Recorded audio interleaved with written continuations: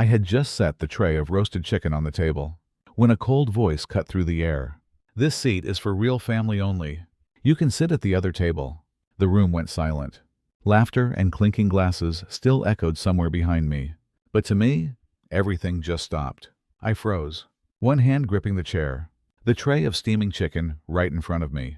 And in that moment, I knew. I didn't belong here. I looked at my daughter.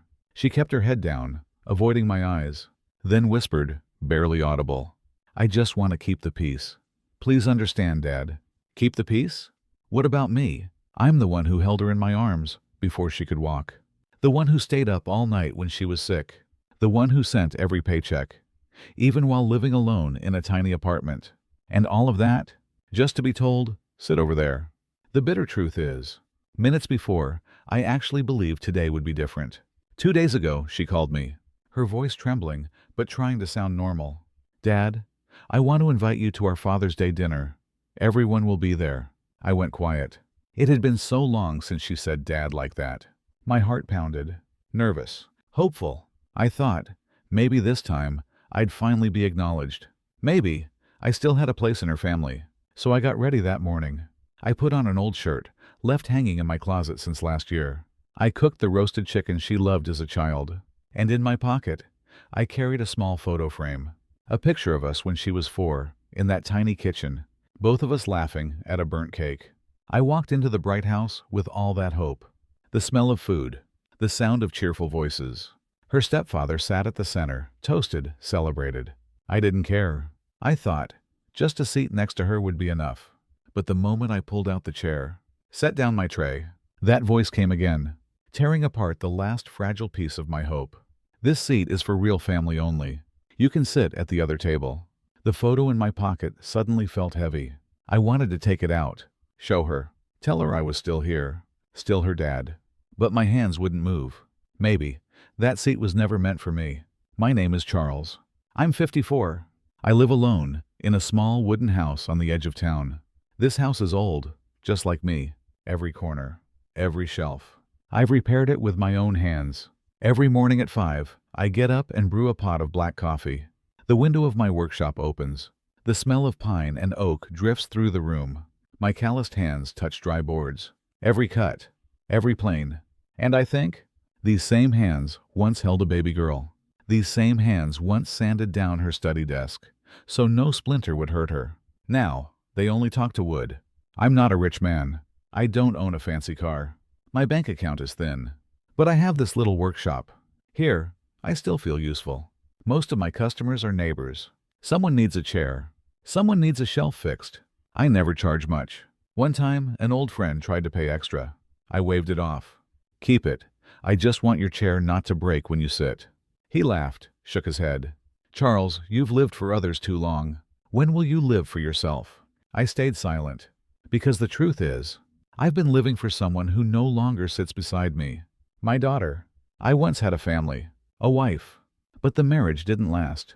We divorced when Anna was 10. She chose to stay with her mother. I respected that. But inside, it tore me apart. From then on, I became the father on the sidelines. I never forgot my duty. Even living alone, I sent money every month. For her school. For her clothes. For whatever she needed. Some months, the shop was slow. I took odd jobs. Painting a supermarket door. Fixing a neighbor's roof. Just to send enough for her. I remember one game, back in high school. Her basketball team was playing. I sat way up in the back row. Hiding. I just wanted to hear her laugh when she scored. But that day, her team lost. She cried. I wanted to run to her. To hold her. But I stood still. Watching from afar. Because I knew my place had changed. Time passed. She went to college. Got a job. I saw more of her in photos online than in real life. I didn't complain. I just saved every picture. My phone holds an entire album. Her life. From her first steps to the day she wore her graduation gown. Some nights, in the workshop, I take a scrap of wood and carve her name, Anna, over and over, like a way to remind myself. I'm still her father. I keep those pieces hidden in a box. No one knows. Sometimes I wonder if she still remembers that desk I built for her. I sanded every edge so she wouldn't get a splinter. I carved her name in a tiny corner, just for us.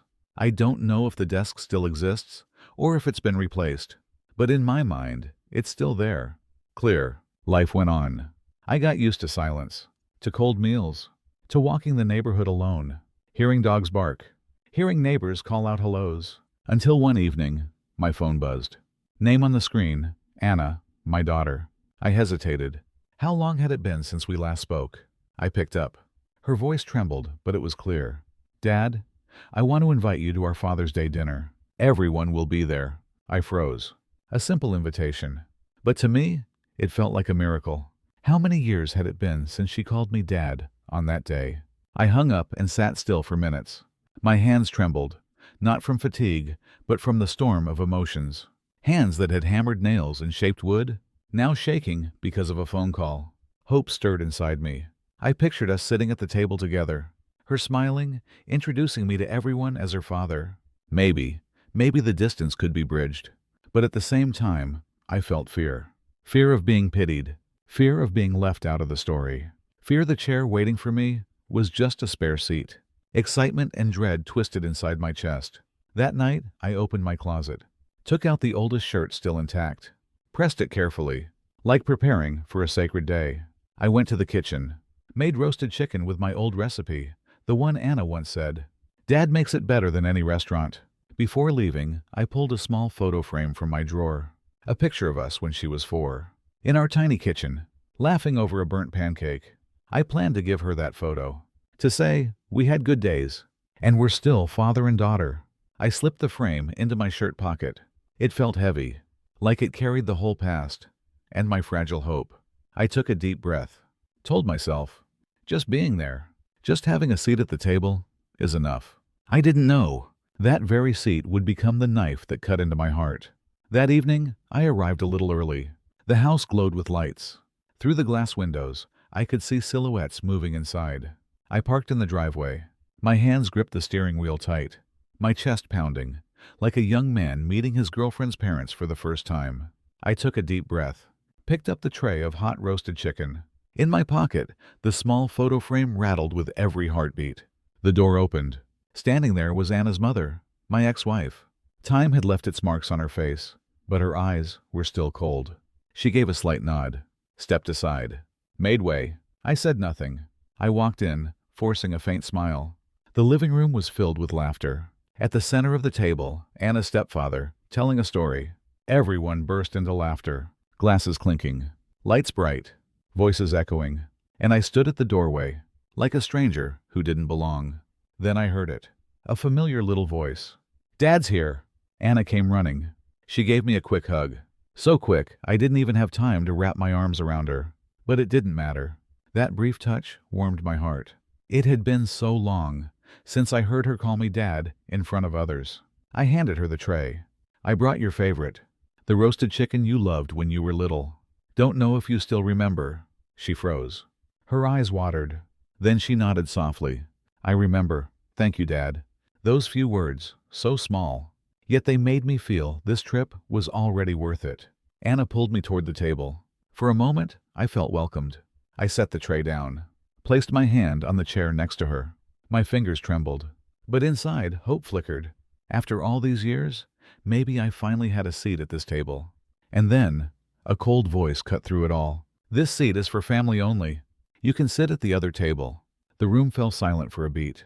Laughter still echoed in the distance, but for me, everything collapsed. My hand clutched the back of the chair, every finger trembling, before slowly letting go, as if I had just released my last claim to being a father. I turned to Anna, her head bowed.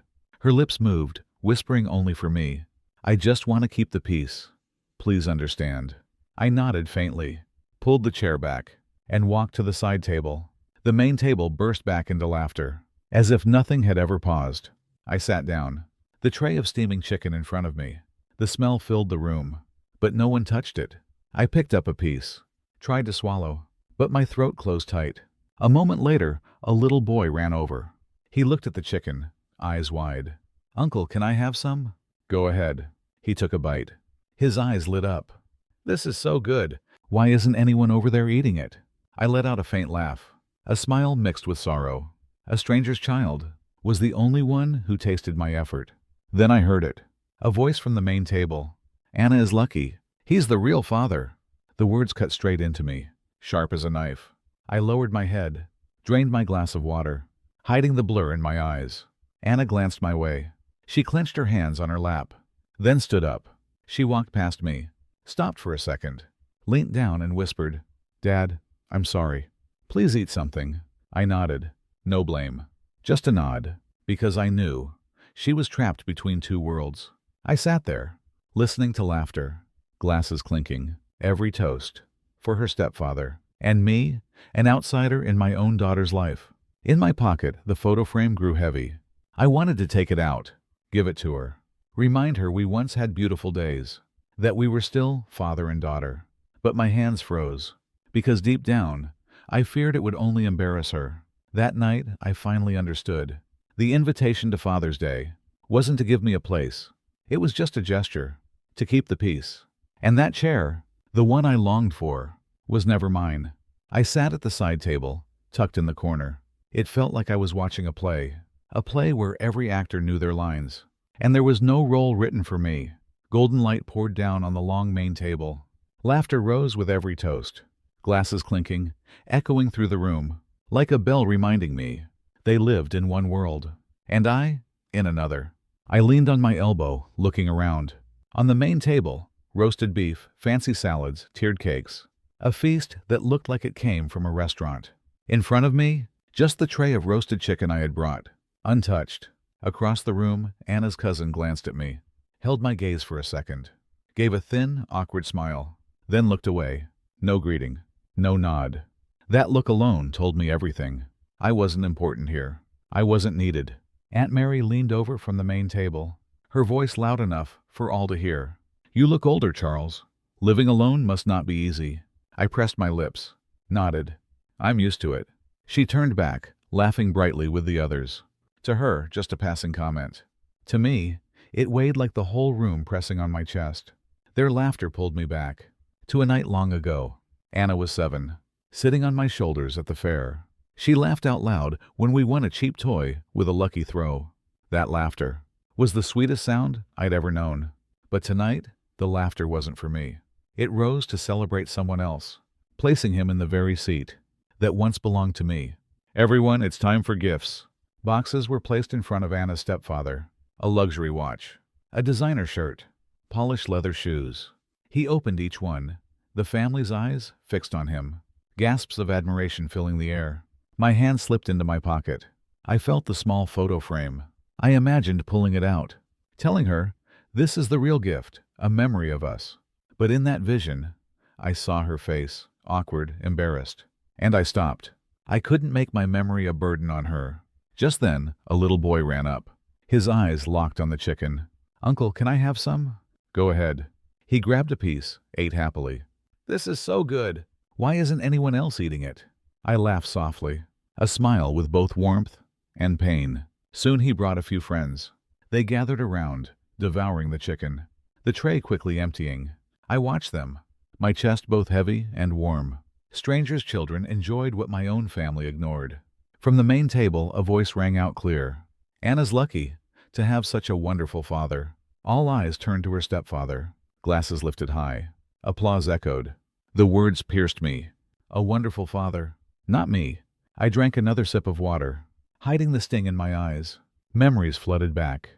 The night Anna burned with fever. I carried her through the streets to the hospital. When the needle pierced her arm, she screamed, and I trembled, holding her tiny hand.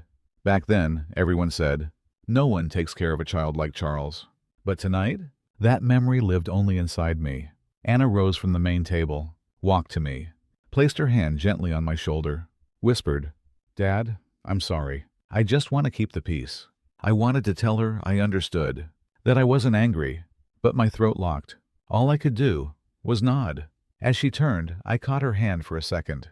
That small hand once held mine across the street, once clung to me when she feared the dark. Now it slipped away, back to the bright table, leaving my palm empty. I lowered my hand, placed it quietly on my lap.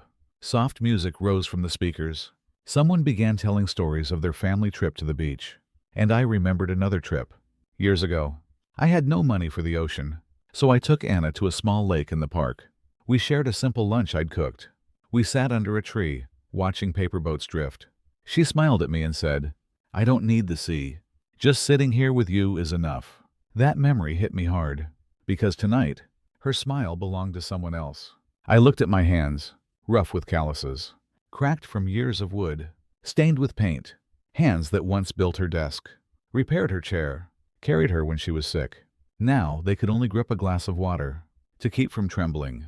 The night dragged on. Laughter, cheers, endless toasts at the main table. I stayed, eating a few bites of cold chicken, sipping water, each toast, each glance, tightening around my chest like a vice. I wanted to leave, but I was afraid someone would ask, and Anna would be put in a difficult spot. So I stayed, like a shadow, taking blow after blow, in silence. Finally, the room broke into song. Happy Father's Day, voices in unison, all for him. I pressed my lips tight, holding myself steady. In my pocket, the photo frame felt heavier, so heavy it might tear through the fabric. I knew then there would be no blessing for me tonight. No toast, no song, just silence. I was only here as a witness, unnecessary, forgotten. The song ended. The room erupted with applause. Glasses clinked. Golden light shimmered even brighter. Anna's stepfather stood, wrapping his arms around her, as if he were the center of the universe. I lowered my head. My hands clenched tight beneath the table. The photo frame in my pocket pressed heavier than ever. I thought of standing, leaving quietly. But before I could decide, Anna suddenly rose to her feet. Without a word, she walked quickly away from the main table. Her small frame slipped past the lights, vanishing through the doorway to the porch. No one noticed. The laughter, the clinking glasses, went on. Only I saw each hurried step. I set my glass down, stood up, followed her. The door closed behind me. The noise of the party faded. Night air brushed past, carrying jasmine and fresh-cut grass. A streetlight cast Anna's shadow long across the tiles. She stood with her back to me, her shoulders trembling. I stepped softly, afraid to startle her. "Anna," I whispered. She turned, eyes red, tears streaming down her cheeks. The sight froze me. "I'm sorry, Dad," her voice cracked. I stopped. I never expected her first words would be that. I moved closer, my voice shaking. "Why are you sorry?" She bit her lip, tears spilling. "Because I saw everything. You sat alone all night. Every glance, every word. I heard it all. But I didn't dare do anything. I was afraid Mom would be upset, afraid the family would judge me. I just wanted peace." Her words hit me like a blow to the chest. All evening, I thought she was distant, that she had forgotten. But the truth was, she had seen it all. She had known. She just couldn't act. My voice wavered. "Then, what am I to you?" She met my eyes. A tear rolled down her cheek. "You're still my dad, even if I don't say it out loud. I've never once seen you as an outsider." My chest tightened. After all these years, just hearing that was enough. Anna's voice broke into sobs. "I remember everything. When you carried me through the rain to the hospital. When you burned the pancakes, but smiled and said they were delicious. The desk you built me, with my name carved in the corner. I never forgot." My vision blurred. Tears spilled, despite me trying to hold them back. Memories flashed. Her laughter at the fair, riding on my shoulders. Her voice chattering about school while we ate cold rice under a dim light. Every moment colliding with her sobs now. "But," she continued, choking, "I'm not brave enough to say it in front of everyone. I'm scared Mom would be hurt. I'm scared they'd see me as a traitor." I drew in a long breath. For the first time in years, I saw her smile again, like the little girl clutching my hand outside her school gate, afraid to be left behind. My trembling hand reached into my pocket. I pulled out the photo frame. The porch light revealed it. Two of us smiling over a burnt pancake. "I brought this," I stammered. "Wanted to give it to you, but I was afraid it would bother you." Anna took it, eyes wide. She hugged it to her chest, crying. "I thought this was lost. You've kept it all this time?" "I've always kept it," I whispered. She pressed the photo against her heart, tears falling harder. "I don't need fancy watches. I don't need expensive gifts. I just need to know you're still here." And in that moment, I broke open. For years, I thought I was nothing more than a shadow. But in her heart, I had never disappeared. Anna stepped forward, throwing her arms around me. This time, her embrace was tight, shaking, not like the hurried hug at the start. Her small body trembled against mine. Her sobs muffled against my chest. Dad, I'm sorry. I can't say it in front of them. But in my heart, you'll always be my dad. I wrapped my arms around her, my rough, calloused hands pressed against her back, as if I could shield her, as if I could hold on to all the lost years. Tears slipped down my face, falling warm into her hair. In that moment, there were no main tables, no side tables, no relatives, no stepfather, only me and my daughter, in an embrace strong enough to erase the distance. When we returned inside, I went back to the side table. She sat at the main one, but this time it was different. She didn't avoid my eyes. Every so often, she looked my way, smiled through tears, the photo frame still shining in her hands. Around us, nothing had changed. Laughter, glasses clinking, stories being told. But I knew. A secret had been shared. A bond had been mended. I sat down, picked up a piece of cold chicken, chewed slowly. It didn't taste bitter anymore. I drank another sip of water. My hand steady now. Inside me, the emptiness of years had finally been filled, not by the recognition of the crowd, but by my daughter's quiet words. You'll always be my dad.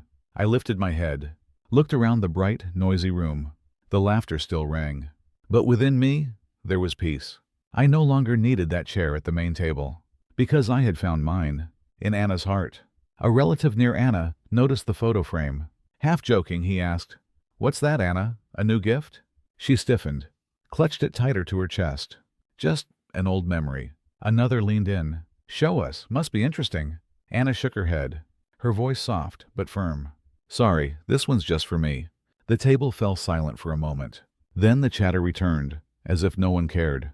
But I saw her hands trembling, still holding the frame, protecting a secret that belonged only to us. From across the table, her stepfather glanced at me. He gave a polite smile, not hostile, not warm either, more like a quiet reminder. "Here, I'm the one they recognize." I drew in a breath, lowered my head. I understood. He might be the father in their eyes, but there was one place he'd never reach, Anna's heart, and the memories only she and I shared. I no longer felt anger, only release. The night grew late. When the clock struck 9, I stood. The chair scraped softly. No one turned. I put on my coat, ready to leave. Anna looked up quickly, her eyes full of worry. I smiled, gave a small nod. "Stay, enjoy the night, I'll head home." She bit her lip as if she wanted to stop me, but she only nodded, tears glistening in her eyes. In that moment, I knew she understood. My presence tonight was enough. I walked slowly across the bright room, past the noise, past the laughter. No one called my name. No one stopped me. But inside, I didn't feel heavy anymore. The door closed behind me. The world changed. Cool night air brushed my face. I breathed deep, my chest lighter. Out at the car, I sat behind the wheel. Didn't start the engine yet. In my mind, I replayed the porch. Her trembling voice. "You'll always be my dad." I let out a quiet laugh. Rare. Lingering. After so many years, I had finally heard what I longed for. The car rolled through empty streets. Streetlights stretched into long trails. I let the memories come. Her sleeping on my shoulder as I pedaled us home. Her grip on my hand when the dark scared her. Her joy when the new desk I built was carried into her room. Her laughter at a burnt pancake. Memories I thought I carried alone. But now, I knew she carried them too. I pulled over, watched the distant lights, whispered into the night, like a promise. "I won't ask for more. I'll just be here. And when you need me, you'll know where to find me." I knew future gatherings would be the same. I'd still sit at the side table, still alone. But I no longer felt like an outsider, because I had found another seat, in my daughter's heart. The next morning, a relative called, his voice cautious. "Charles, last night must have been uncomfortable. Don't take it to heart." I smiled, answered simply, "I'm fine. No complaints, no blame." Sometimes, silence is the strongest answer. I didn't need their approval. I only needed Anna's understanding. That evening, while cleaning my workshop, my phone buzzed. A message from Anna. "Dad, thank you for coming. I'm sorry I wasn't brave enough in front of everyone, but I promise, next time I'll do better. I love you." I sank into my chair. My hands trembled. Tears came again, but this time they felt light. I typed back, "I love you too. As long as you're happy, that's enough for me." That night, I sat alone in the workshop. The yellow lamp glowing over fresh wood. The smell of pine filling the air. I pressed my rough hand against the smooth surface. Closed my eyes. In my memory, I still felt her embrace. Still heard her sobs against my chest. I smiled. Maybe I'll still walk home alone. Maybe the nights will still be quiet. But I no longer feel empty. Because somewhere out there, there's someone who still calls me Dad. Not with words, but with her heart. The next morning, sunlight streamed through the workshop window. It fell straight onto the wooden chair I had just finished. The light made the oak glow, warm as a human back. I sat down, placed my hand on the seat. Smooth, solid, an empty chair. But for the first time in years, I didn't feel lonely touching it. My phone buzzed. A message from Anna. Dad, I brought the photo frame to work this morning. It's on my desk now. Looking at it makes me feel calm. I love you. I let out a quiet, lingering laugh. Typed back. I love you too. I'll always be here, like this chair, steady, waiting for you to sit. I put the phone down, leant back. The wood creaked softly, like a familiar breath. I remembered years ago, making her desk. It was a morning like this. Light slanting through the window. I worried over every splinter, afraid it might hurt her tiny hands. Today, I still worry, but it's different. I know I still have worth. As long as I stay steady. I carved 2 small letters into the corner of the chair. A and C. No one else will ever know, but that's enough. I closed my eyes. In my mind, the dinner table returned. Golden light, laughter, glasses colliding. I had been just a spectator. But the scene shifted. The porch, the wind, her trembling shoulders, the photo wet with tears. And that hug, the hug that told me I'd never disappeared. I exhaled, but this time, it was light. They can change my seat at the main table. They can raise glasses to someone else. But they can't take away the place I hold in my daughter's heart. I stood, looked at the chair again. Sunlight poured over it, bright, empty, but not cold. I understood now.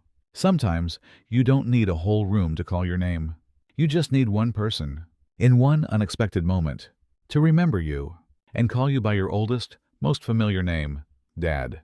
And if you've ever sat at a side table, felt like an extra in your own story, don't forget, somewhere, there's still a chair for you. Maybe unseen, but the one who matters most will always keep it, just for you. I turned off the workshop light. Morning sun was enough to guide me. Behind me, the chair stayed by the window, empty, yet already holding someone inside its heart. And I knew this was the only thing a real father ever truly needs.